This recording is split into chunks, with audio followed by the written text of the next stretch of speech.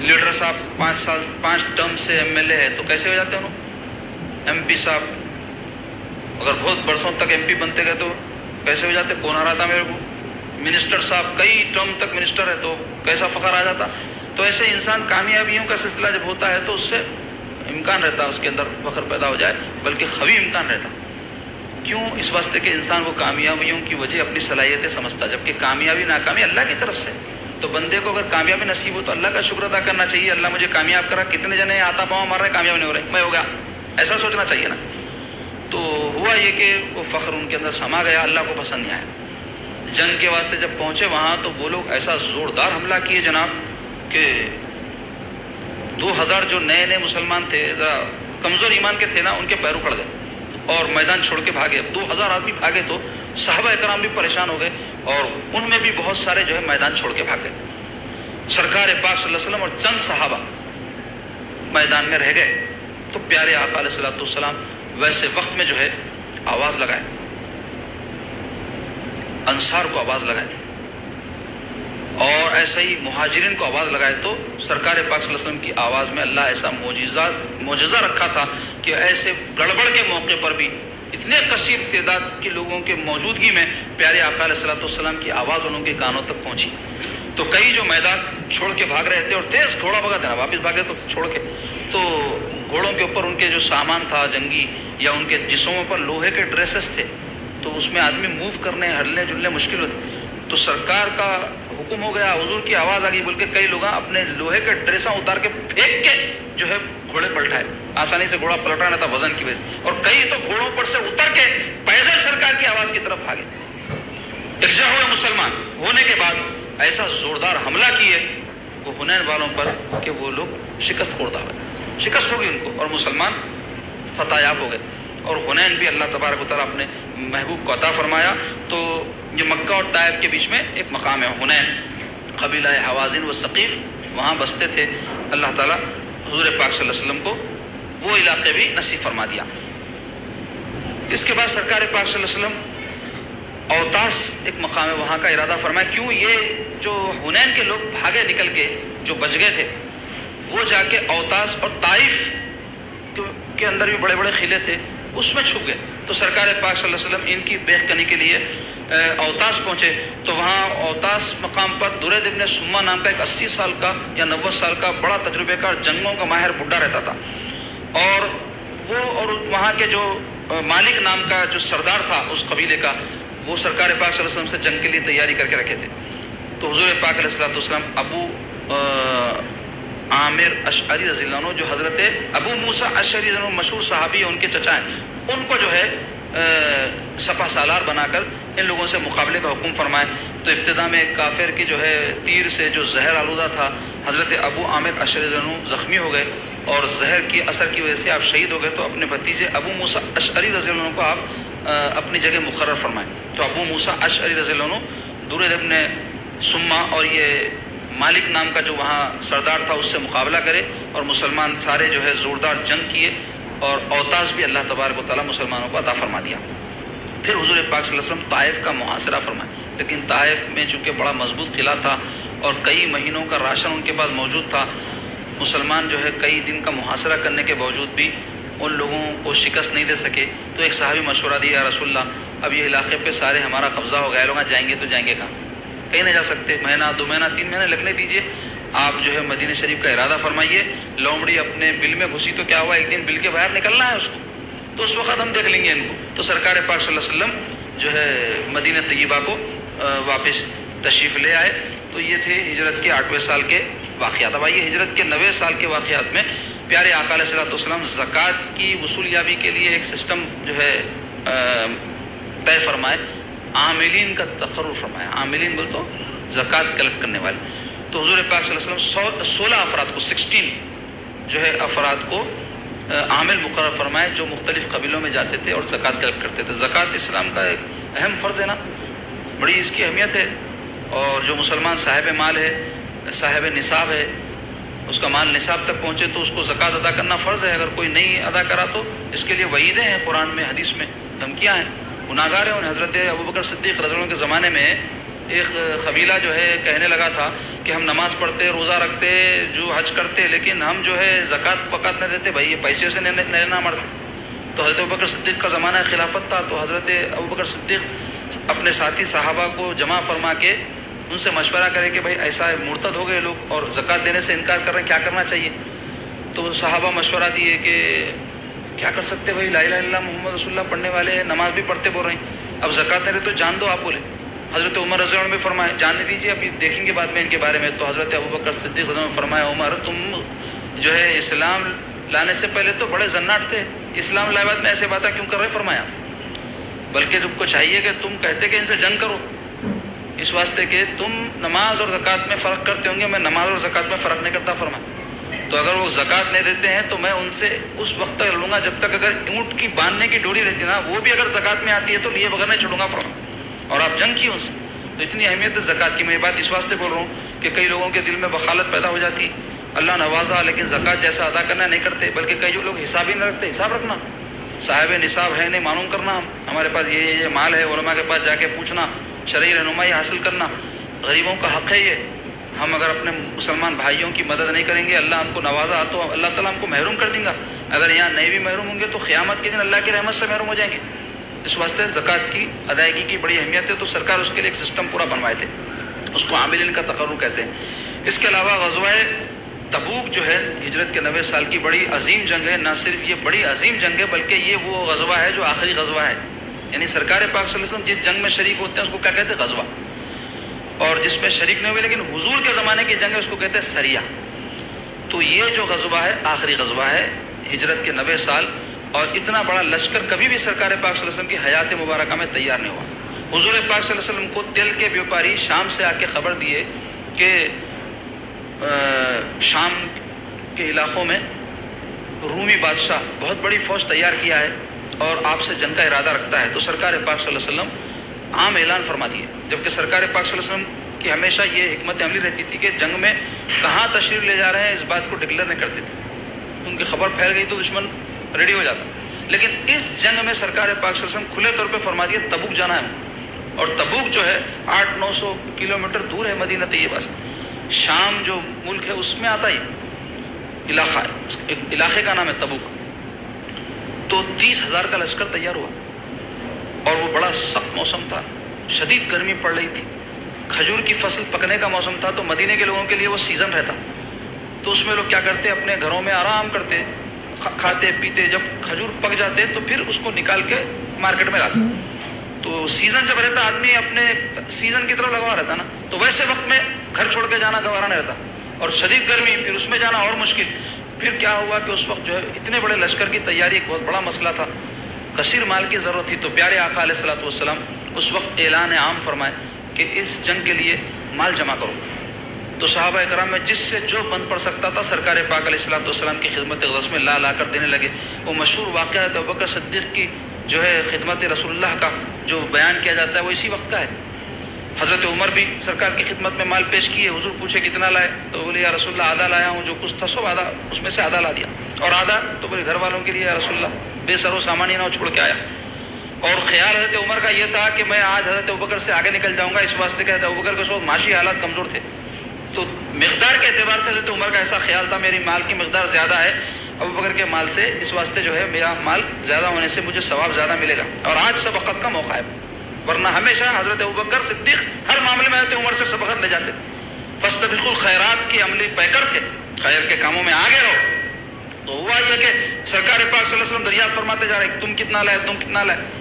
تو حضرت عمر کہہ رہے کہ آدھا. حضرت ابوبکر کی باری آئی، حضور نے پوچھا کہ تم کتنا لائے ابوبکر؟ فرض گزار یا رسول اللہ سارا لے کے آیا ہوں. تو بولے گھر والوں کے لیے؟ تو جواب دیا پروانے کو چراغ، بلبل کو پھول، بس صدیق کے لیے خدا کا رسول بس. تو سرکار پاک صلی اللہ علیہ وسلم بڑے خوش ہوئے حضرت ابوبکر کے اس عمل سے. اور حضرت عثمان غنی کو ترغیب دلایا. تو وہ دولت مند صحابی تھے، وہ بہت کچھ سرکار کی خدمت میں ایسے موقع پر پیش کیے. تو حضور ان کے لیے دعائیں کی اور ان کو یہ بشارت دی ہے کہ اس عمل کے بعد عثمان کو اب کسی عمل کی ضرورت نہیں ہے. یعنی اللہ کے پاس ان کا یہ عمل قبول ہو گیا، اللہ کے پاس جنت کی بشارت ہے ان کے لیے. تو اس موقع پر صحابہ کرام اپنی اپنی جو ہے نظر پیش کیے جنگ کے لیے سرکار کی خدمت میں. ایک صحابی تھے ابو خیثمہ رضی اللہ عنہ، وہ بیچارے غریب آدمی تھے اور محنت کرتے تھے, ان کو مزدوری میں کھجور ملتے تھے, تو وہ کھجور کچھ کلو کھجور تھے, وہ ایسا ہاتھ میں اٹھا کے پوٹلی لائے. حضور پوچھے یہ کیا ہے؟ تو بولے یا رسول اللہ میری محنت کا صلہ ہے یہ, میں جو جنگ میں شریک کرنے لایا ہوں, تو یہ سوچ کر کے لایا یا رسول اللہ, ایک دو ٹائم کا 2-3 آدمی جو جنگ میں جا رہے ہیں ان کے کھانے کا کچھ تو انتظام ہو جائے گا.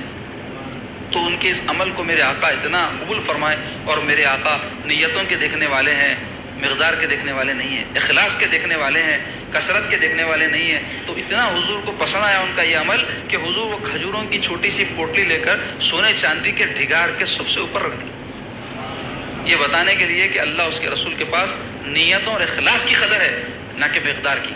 تو زندگی میں ہمیشہ کوشش اس بات کے رہنا, چاہے خرچ کرنے کی بات ہو یا کوئی جسمانی عبادت کی بات ہو یا کسی کے ساتھ حسن سلوک کرنے کی بات ہو, تو ہم یہ دیکھنا کہ اس سے اللہ رسول راضی ہو جائے, نہ کہ جو ہے انہوں تعریف کرے, انہوں خوش نہ ہوئے, ہم ان کے ساتھ اتنا کرے بعد ہمارے کو زندگی میں ہاتھ دے دیے, دھوکہ دے دیے. یہ توقعات کی چیزیں رکھنا ہی نہیں تو پریشانی نہیں ہوتی. اگر ہم اللہ کے لیے کچھ کریں تو کرتے جاتے بھولتے جاتے, یہ پالیسی بنا لینا. اصل میں ہمارے دل میں رہتا میں یہ سلوک کروں, انہوں میرے وقت میں کام دینا, اب وہ دل میں کہیں پڑا ہوا رہتا, اب ہمارا وقت آیا انہوں نہیں ہمارے ساتھ دیے, ہمارے کو ہاتھ دیے, تو غصہ آتا. کیوں؟ اللہ کے واسطے نہیں کرے تھے, یہ ٹائم کے واسطے کرے تھے جو اب انہوں ہمارا ساتھ نہیں دے رہے. تو خیر رشتے ناطوں میں ایک توقع رہتی ہے اور انسان کو چاہیے ایک دوسرے کی توقع کے اوپر پورا اترنے کی کوشش کرے, لیکن ہر ایک توقع اگر پوری کوئی کر سکتا ہے تو اللہ تعالیٰ ہے, اس کی ذات سے امید رکھنا. تو مختصر یہ کہ ایسے صحابہ اکرام اپنی جانوں, اپنے مالوں اور اپنے ہر محبوب چیز کو سرکار پاک صلی اللہ علیہ وسلم پر قربان کیا کرتے تھے. تو اب یہ جو جنگ کا سلسلہ چلا تو سرکار پاک صلی اللہ علیہ وسلم صحابہ اکرام کو تیاری کا حکم فرما کے تشریف لے جا رہے ہیں جنگ تبوک کے لیے. تو ایسے وقت میں جو ہے منافقین جو ہے ایک عبادت گاہ بنائے اور حضور پاک صلی اللہ علیہ وسلم کی خدمت میں آ کے عرض کیا یا رسول اللہ ہم میں جو کمزور ضعیف قسم کے لوگ ہیں وہ مسجد نبوی میں حاضری نہیں دے سک رہے ہیں, تو ہم ایک مسجد بنا لیے, آپ اللہ کے واسطے آ کر 2 رکعت نماز پڑھا کے چلے جائیے تاکہ بابرکت ہو جائے مسجد. وہ تو یہ جو بنائے تھے وہ مسجد نہیں تھی بلکہ ان کے میٹنگ کا اڈا تھا. جیسے مکے میں کفار کا دارالندوہ تھا, ویسے مدینے میں یہ جو عبادت گاہ بنائے تھے اس کو کہتے ہیں مسجد زرار, ضرر پہنچانے کے لیے بنے گا. اللہ تعالیٰ اس کا نام ہی مسجد زرار رکھ دی. تو سمجھ لو کہ ہر مسجد بیت اللہ نہیں ہوتی, کئی مسجدیں مسجد زرار ہے. آج کے زمانے میں بھی کئی ایسے عبادت گاہیں بنائے ہیں, مسلمانوں میں بعض لوگ ہیں جو اسلام کو اس سے نقصان ہو رہا, وہاں بیٹھ کے جھگڑے لگانے کی باتیں کرتے, وہاں بیٹھ کے فتنے پروریوں کی پلاننگ ہوتی, مسلمانوں کو کیسا توڑنا, اماموں کو نہیں ماننا, خالی قرآن حدیث کو ماننا. مسلمان ہی کہاں رہتا ہے جی کوئی قرآن حدیث کو نہیں مانا تو بول سکتے مسلمان اس کو, کوئی مسلمان آپ لوگ اتنے الحمدللہ سب صاحب ایمان یہاں بیٹھے ہیں, ایک جنا ہاتھ اٹھا کے بولے نہیں صاحب قرآن حدیث کے علاوہ بھی میں کوئی بات کو ماننے والا ہوں, تو سب گردن میں ہاتھ دے کے باہر نکال دیتے. کئی کو بیٹھے یہاں بولتے. تو ہر مسلمان قرآن حدیث کچھ مانتا, اس کے فہم کے بارے میں اختلاف ہے, کوئی کچھ فہم لیے, کوئی کچھ فہم لیے, کوئی کسی کا فہم جو ہے کچھ ہے, تو کوئی بھی قرآن حدیث کے خلاف نہیں جاتا. ارے مسلمان تو مسلمان ایسے لوگ جس کو اسلام سے نکال دیے وہ لوگ ان کا دعویٰ بھی ایسے قرآن حدیث کو مانتے. تو مختصر یہ کہ قرآن حدیث ہی ہمارا دین ہے. تو یہ لوگ عبادت خانہ بنائے, سرکار پاک صلی اللہ علیہ وسلم سے آ کے عرض کی تو حضور فرمایا میں جنگ کے لیے جا رہا ہوں, فی الوقت میرے پاس ٹائم نہیں ہے, واپس آئے بعد دیکھوں گا. لیکن سرکار جب واپس تشریف لا رہے تھے وہی آ گئی. قرآن مجید میں اللہ تعالیٰ فرماتی ہے کہ یہ جو مسجد بنائی گئی ہے یہ مسجد زرار ہے, ضرر پہنچانے کے لیے اڈا بنایا گیا ہے, اور حضور کو حکم ہوا کہ اس کو نیست و نابود کر دے. سرکار صحابہ کو بھجوا کے وہ مسجد گروانے لگا دی. تو تبوک کا واقعہ تو خیر بڑا تفصیلی ہے, لیکن اس میں بعض ایمان افروز باتیں جڑی ہوئی ہیں. تو مختصر وہ چند باتیں میں آپ کے سامنے رکھتا ہوں کہ تبوک کی جنگ میں 30,000 کا لشکر شریک ہوا تھا, لیکن صحابہ میں سے 5 مخلص صحابہ شریک نہیں ہو سکے تھے. 2 بعد میں جا کے جوائن کر لیے, 3 تو شریک ہی نہیں ہوئے.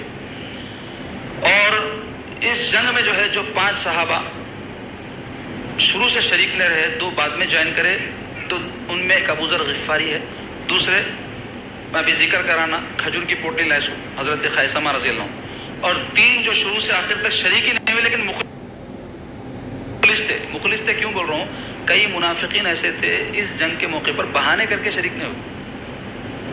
مخلصین یہ 5 تھے جو شریک نہیں ہو سکے تھے, 3 تو شروع سے آخر تک ہوئے ہی نہیں, 2 بعد میں جوائن کر لی. تو وہ 3 جو نہیں ہوئے اس میں کعب بن مالک رضی اللہ عنہ, اور ایک ہلال ابن امیہ, ایک مرارہ ابن ربیع رضی اللہ عنہ, یہ تینوں شریک نہیں ہوئے تھے.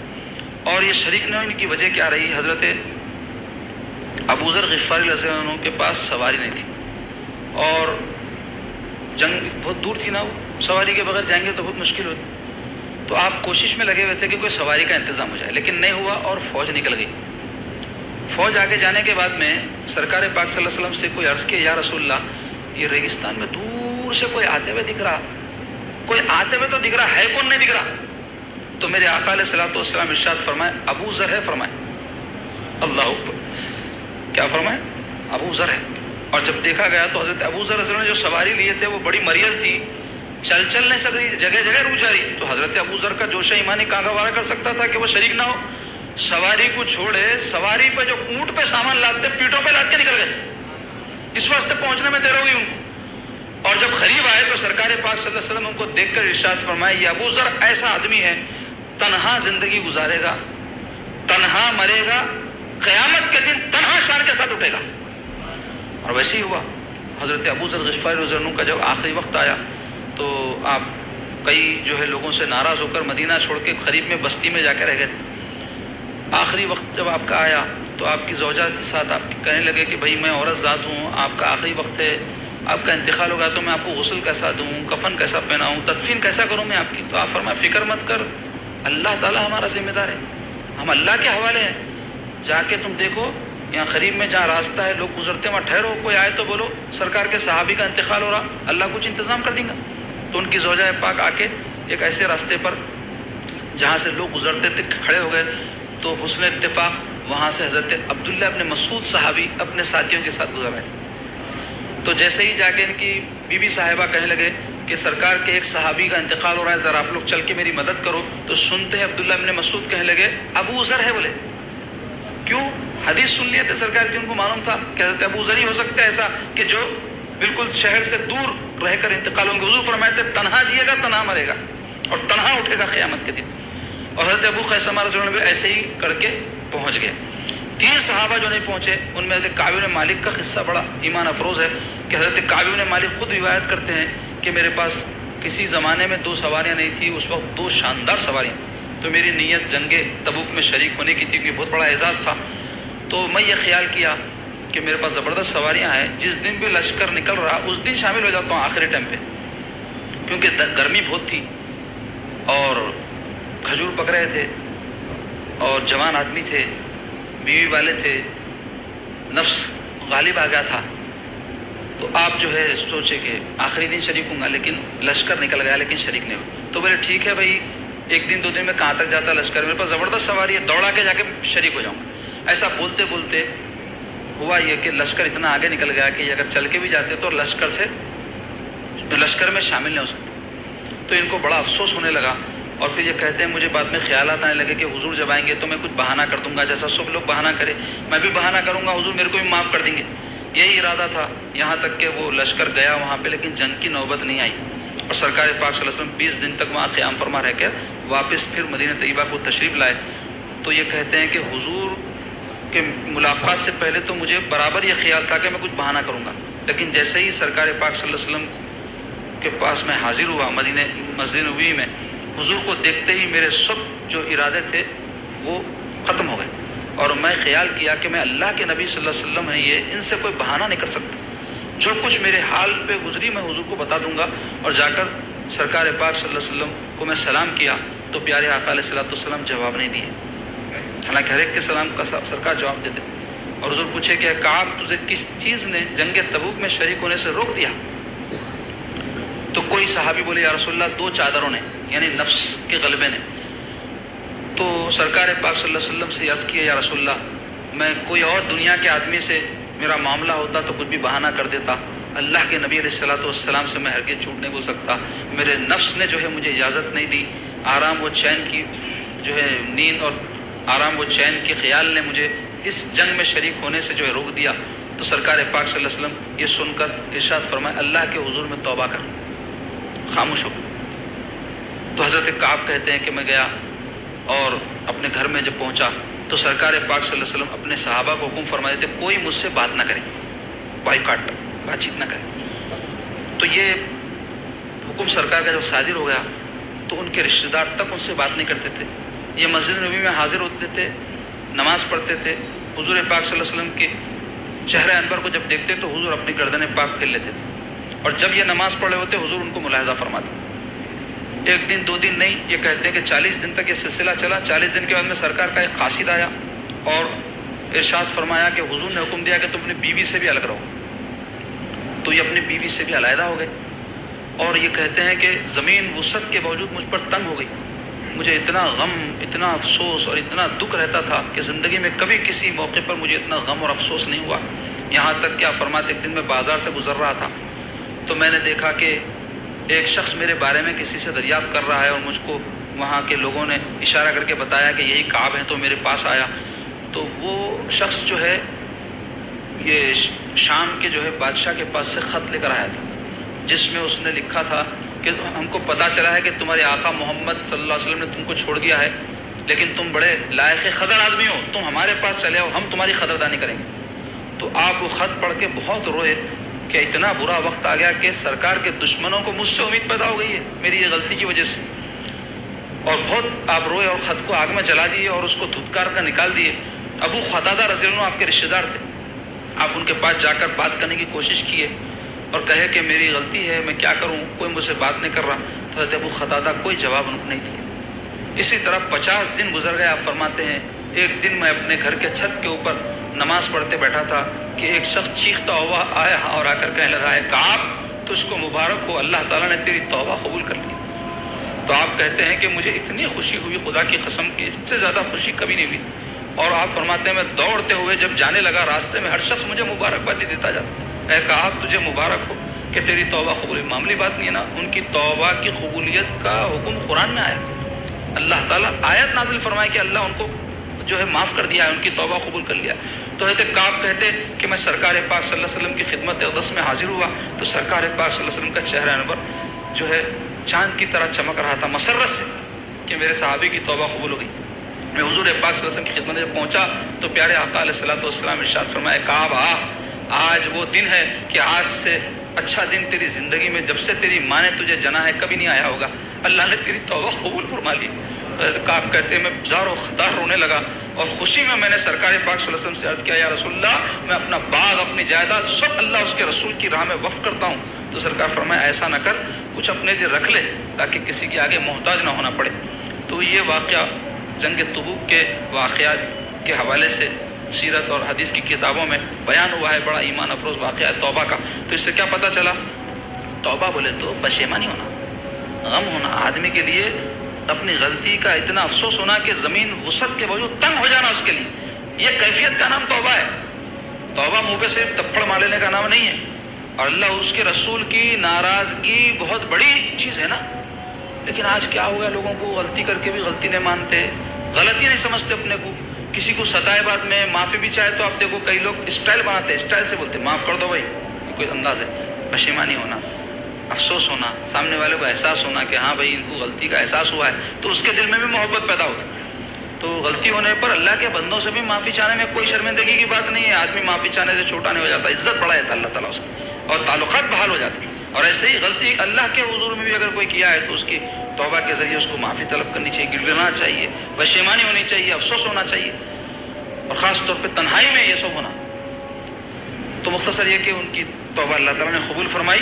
اور پھر ہجرت کے 90 سال جو ہے 18 وفود، وفد کی جماعت، وفد بولے تو گروپس کو بولتے، وہ سرکار پاک صلی اللہ علیہ وسلم کی خدمت میں مختلف قبیلوں کے آ کر جوق در جوق اسلام میں داخل ہونے لگے. جس کا ذکر قرآن پاک میں اللہ تعالیٰ فرمائے اذا جاء نصر اللہ والفتح ورأیت الناس یدخلون فی دین اللہ افواجا، فوج کے فوج آ کر دین اسلام میں داخل ہونے. تو سرکار کو حکم ہوا اذا جاء نصر اللہ والفتح، جب آئے آپ کے پاس کامیابی اور نصرت مدد اللہ کی. ورأیت الناس، اور اب جب آپ دیکھیں لوگوں کو یدخلون فی دین اللہ افواجا کہ دین میں داخل ہو رہے ہیں فوج کے فوج، فسبح بحمد ربک واستغفر، تو اپنے رب کی پاکی بیان کیجیے اس کی تعریف کے ساتھ. فسبح بحمد ربک، اپنے پروردگار کی تعریف کے ساتھ اس کی پاکی بیان. فسبح بحمد ربک واستغفر انہ کان توابا، کہ بے شک وہ توبہ قبول فرمانے والا. تو اس میں بھی مفسرین لکھے ہیں کہ بندہ جب محسوس کرے کہ اللہ نے اس سے کچھ کام لے لیا ہے دین و دنیا کے حوالے سے، تو اللہ کی پاکی بیان کرے, مغرور نہ ہو جائے, اللہ کا شکر ادا کرے کہ اللہ نے اس سے یہ کام لیا ہے. تو حضور کو یہ حکم ہوا. تو یہ آیت پاک جب نازل ہوئے تھے, ابوبکر صدیق رونے لگے. تو صحابہ پوچھے کیوں رو رہے ہیں آپ, سرکار کی شان میں نازل ہوئی ہے, تو دین کے غلبے کی علامت ہے یہ. تو بولے نہیں, اس میں حضور پاک صلی اللہ علیہ وسلم کی دنیا سے تشریف لے جانے کی خبر ہے. وہ مفہوم اخذ کی اس سے آپ مسئلہ مستنبط کرے کہ حضور پاک صلی اللہ علیہ وسلم کا جو کام اور جو ذمہ داری اللہ نے آپ کو سونپی تھی وہ تکمیل پا رہی ہے, اس واسطے اللہ تعالیٰ حضور کو یہ حکم فرما رہے ہیں. تو کیسا آپ کا علم اور کیسی آپ کی اجتہاد کی طاقت ہے کو سیدنا ابوبکر صدیق رضی اللہ عنہ کی. تو مختصر یہ کہ آمد وفود جو ہے ہجرت کے 90 سال کا اہم واقعہ ہے. اب آئیے ہجرت کے 10ویں سال کے واقعات میں بہت اہم ترین واقعہ ہے حجۃ الوداع. حجۃ الوداع کہتے ہیں حضور پاک صلی اللہ علیہ وسلم کا آخری حج, وداعی حج. تو اس کو حجۃ الوداع کیوں کہتے ہیں؟ حضور پاک صلی اللہ علیہ وسلم اپنی حیات پاک میں ایک ہی حج فرمائے اور وہی آخری حج بھی ہے. تو اس حج کی بڑی فضیلت ہے کہ سرکار پاک صلی اللہ علیہ وسلم جب اس حج کے لیے تشریف لے جانے لگے تو عام اعلان فرما دیا سرکار کے, میں حج کے لیے جا رہا ہوں اور جتنا زیادہ ہو سکے لوگ شریک ہو تاکہ حج کے سارے احکام مجھ سے سیکھ لو. تو یہ اعلان ذی-القعدہ کے ابتدا میں ہوا اور پیارے آقا علیہ الصلوۃ والسلام ذی-القعدہ کے آخری ہفتے میں جمعرات کے دن حج کے لیے روانگی کا عزم فرمائے اور ذوالحلیفہ جو مدینہ شریف کی میقات ہے وہاں سے حضور پاک صلی اللہ علیہ وسلم احرام باندھ کر سفر مبارک کا آغاز فرمائے اور 4 ذی الحجہ کو سرکار پاک صلی اللہ علیہ وسلم مکہ مکرمہ میں رونق افروز ہوئے. وہاں پیارے آقا علیہ الصلوۃ والسلام نے عمرہ ادا فرمایا, جیسا کہ حکم ہے کہ کوئی مکہ مکرمہ میں داخل ہو تو بغیر احرام کے داخل نہیں ہو سکتا, عمرہ کرنا اس پر لازم ہو جاتا ہے. تو حضور پاک صلی اللہ علیہ وسلم احرام کے ساتھ داخل ہوئے, عمرہ ادا فرمائے لیکن اپنا احرام کھولے نہیں اور اسی احرام سے حضور حج فرمائے.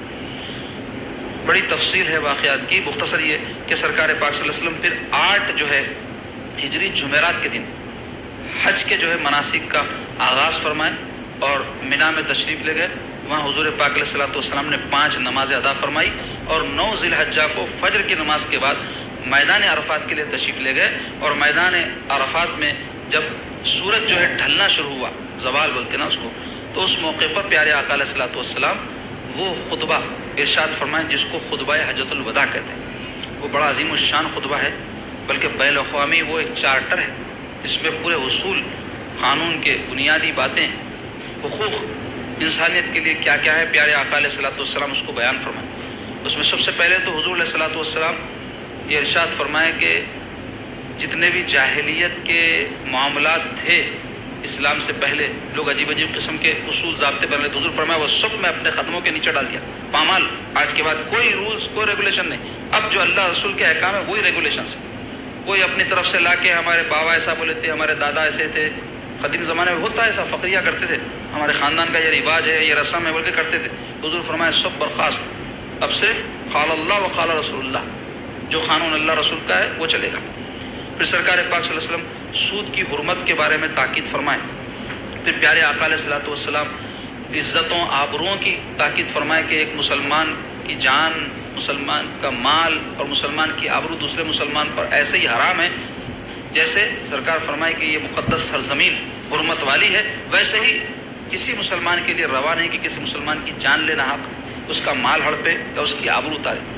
آبرو اتارنا بولے تو کس کو بولتے, بہت سے لوگوں کو نہیں معلوم ہوگا. آبرو اتارنا بولے تو کسی مسلمان کی غیبت کرنا, کسی مسلمان پہ جھوٹا الزام لگانا, کسی مسلمان کو ذلیل کرنا, دوسروں کے سامنے بے عزت کرنا. تو اس طرح کسی کی عزت میں جس سے فرق آتا اس کو آبرو اتارنا بولتے.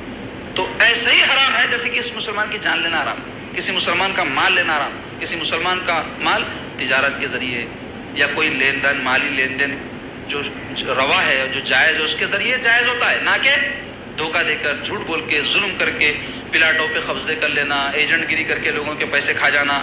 یہ چیزیں عام ہیں ہمارے پاس اور اس کو فن سمجھ رہے لوگ.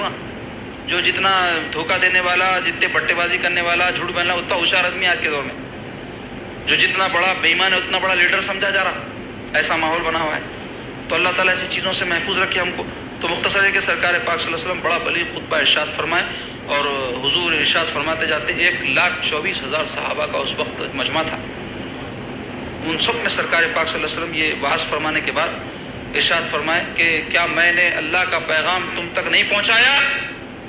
تو سارے صحابہ اپنے ہاتھ اٹھا کر روتے ہوئے کہنے لگے یا رسول اللہ آپ نے حق ادا کر دیا، آپ نے حق ادا کر دیا۔ تو پیارے آقا علیہ الصلوۃ والسلام نے دونوں دستہ اقدس آسمان کی طرف اٹھا کر ارشاد فرمائے اللہم اشہد اللہم اشہد، اے اللہ گواہ ہے اس بات کا تو گواہ ہے۔ پھر پیارے آقا علیہ الصلوۃ والسلام باقی جو مناسک ہیں اس کی پوری تفصیل سیرت کی حدیث کی کتابوں میں آئی ہے کہ حج کے کیا ہے صحابہ کو سکھلائے اور وہ تمام مناسک ادا فرمائے۔ اور جب حج کے مناسک پورے ہو گئے تو حضور علیہ الصلوۃ والسلام مدینہ طیبہ کی طرف جو ہے تشریف لے جانے لگے تو غدیر خم ایک تالاب ہے، وہاں پر جو ہے حضور رک کر سیدنا علی اور اہل بیت کے حقوق اور ان کے فضائل بیان فرمائے۔ اب حضور کو یہ بیان کرنے کی نوبت کیوں آئی؟ تو اس سلسلے میں علماء اہل سنت کہتے ہیں کہ حضرت سیدنا علی المرتضیٰ رضی اللہ عنہ کچھ فیصلے فرمائے تھے حضور کے حکم پر، حضور ان کو اختیار دیے تھے کسی جو معاملے میں، تو وہ فیصلے جو آپ فرمائیں تو اس پر بعض لوگ اعتراض کریں۔ تو حضور پاک صلی اللہ علیہ وسلم کو یہ بات ناگوار گزری اور اتنے بڑے مجمع میں سرکار یہ بتا دینا چاہے کہ سیدنا علی کی کیا شان ہے، ان کا کیا مقام ہے۔ تو جو مشہور حدیث شریف ہے نا من کنت مولا فعلی مولا، وہ اسی موقع پر سرکار ارشاد فرمائے کہ میں جس کا مولا ہوں علی بھی اس کے مولا ہے۔ جیسے مجھ کو کوئی اگر محبوب رکھتا ہے اور مجھے اپنا بڑا مانتا ہے اور میری عظمت اس کے دل میں ہے تو لازم ہے کہ حضرت علی کی عظمت بھی ویسی اس کے دل میں رہے، حضرت علی سے بھی ویسے ہی محبت اس کو رہے۔ اس موقع پر پیارے آقا علیہ الصلوۃ والسلام یہ اعلان فرمائے۔ پھر حضور علیہ الصلوۃ والسلام مدینہ طیبہ واپس تشریف لائے اور وہ سال آ گیا جو پیارے آقا علیہ الصلوۃ والسلام کے اس دنیا سے تشریف لے جانے کا سال تھا، وہ 11 ہجری ہے۔ اس سال پیارے آقا علیہ الصلوۃ والسلام ایک لشکر حضرت اسامہ ابن زید جو حضرت زید ابن حارثہ سرکار کے غلام خاص ان کے صاحبزادے ہیں، ان کی سرکردگی میں تیار فرمائے۔ اس کو کہتے ہیں جیش اسامہ، جیش ایک بڑے لشکر کو کہتے ہیں۔ یہ لشکر کیوں تیار کیا گیا؟ جنگ متا کا واقعہ سنیں آپ، تو اس میں مسلمان پلٹ کے آ گئے تھے، تو سرکار پاک صلی اللہ علیہ وسلم حضرت اسامہ سے کہنے لگے تیرے باپ کے یہ قاتل ہیں، دشمنان اسلام ہیں، تم کو جا کر ان سے جنگ کرنا ہے اور فتح حاصل کرنا ہے۔ تو حضرت اسامہ رضی اللہ عنہ بہت کم عمر تھے، 18 سال کے تھے اس وقت۔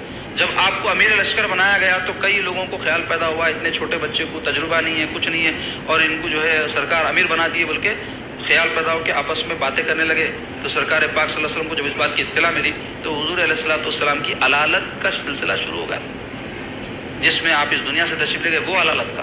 تو ویسے وقت میں سرکار پاک صلی اللہ علیہ وسلم کو اتنی ناگوار گزری بات ان لوگوں کی حضرت اسامہ کے بارے میں کہ حضور اس کے باوجود کہ علیل تھے اپنی چادر مبارک اپنے کندھے پر ڈالے تو وہ لٹک گئی اور لڑ رہی تھی۔ حضور تشریف لائے، ممبر پر تشریف فرما ہو کر تقریر فرمائے اور ارشاد فرمائے کہ دیکھو مجھے پتہ چلا ہے کہ تم لوگوں میں بعض ایسے ہیں جو اسامہ کی عمارت پر ان کو امیر بنائے جانے پر اعتراض کر رہے ہو، سنو یہ اس کا اہل ہے، اس کی عمر کو مت دیکھو، یہ اہل ہے اس بات کا، اور ان کا باپ بھی اہل تھا، ان کا باپ بھی وفادار تھا، یہ بھی میرا وفادار ہے۔